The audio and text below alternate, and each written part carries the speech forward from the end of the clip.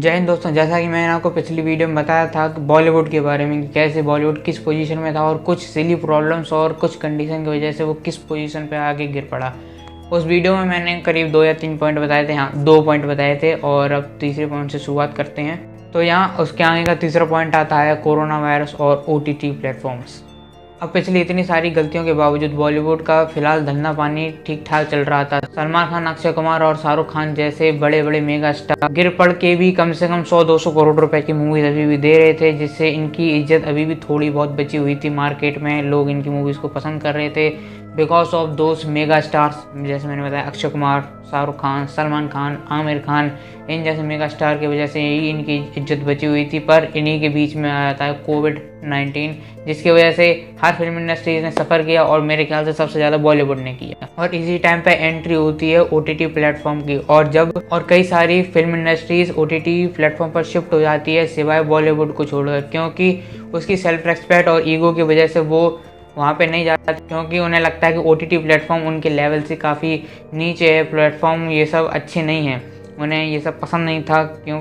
और इन सारे OTT platform को बॉलीवुड के मेगा स्टार से इतनी ज़्यादा वैल्यू देना ही पसंद नहीं करते थे। और उस टाइम पर ऐसा चलता था कि OTT प्लेटफॉर्म पहले मूवी मेकर्स को मुँह मांगी कीमत देने को राजी होते थे, पर टाइम बदला कोविड-19 के बाद और हुआ कुछ ऐसा कि और बॉलीवुड के कुछ मूवी मेकर्स ने OTT प्लेटफॉर्म पर शिफ्ट होने की सोचा, पर इस टाइम पर बॉस कोई और था, and that's the OTT for you.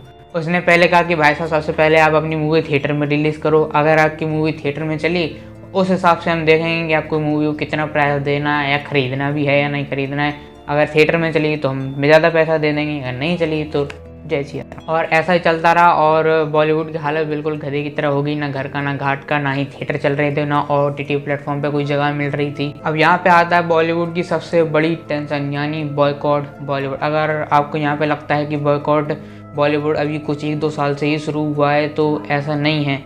Bollywood को बॉयकॉट करने का ट्रेंड सबसे पहले उठा था मेरे ख्याल से जब माता पद्मिनी के ऊपर एक मूवी आई थी पद्मावत करके। उसमें लोगों को लगा था कि इनके बॉलीवुड मेकर्स ने उसमें इंटेंशनली कुछ गलत सीन डाले हैं और उनकी इमेज को डाउन, माता पद्मिनी की इमेज को डाउन करने के लिए गलत सीन उसमें ऐड किए गए हैं, जिसकी वजह से कुछ लोगों ने बॉलीवुड को बॉयकॉट करने के नारे सबसे पहले लगाना शुरू किए थे। पर यह सिर्फ एक मूवी का हाल था, पर इनकी असली लंका तब लगी जब सुशांत सिंह राजपूत सर की डेथ हो गई। उनकी डेथ के लिंक धीरे धीरे करके बॉलीवुड के बिग मेगा स्टार से मिलने लगे, जिसके बाद SSR के सारे फैंस ने डिसाइड किया कि वो पूरे बॉलीवुड को ही धीरे धीरे करके बॉयकॉट कर देंगे हमेशा के लिए। अब इसके बाद बॉलीवुड की कोई भी मूवी आए, और किसी की भी आए जो कि बॉलीवुड माफिया से रिलेट करता हो, उसकी मूवी आने से पहले ही बॉयकॉट होना शुरू हो जाती थी। और इतना ही नहीं, धीरे धीरे करके इन कुछ बॉलीवुड माफिया की पुरानी मूवी बाहर निकल के आने लगी, जिसमें उन लोगों ने हिंदू कम्युनिटी और उनके भगवान की डिसरिस्पेक्ट की है, उनकी बेइज्जती की है, उनका मजाक उड़ाया।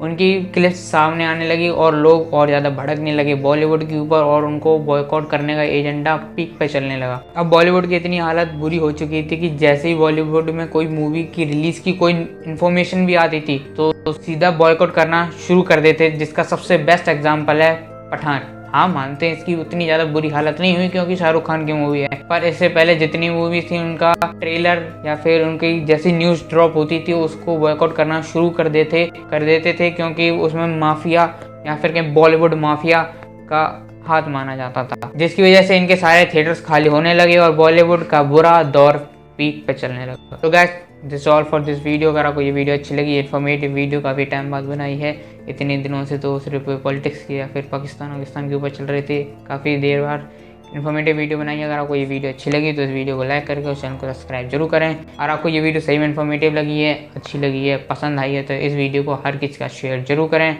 मिलते हैं एक ऐसे और इन्फॉर्मेटिव वीडियो में, तब तक के लिए जय हिंद।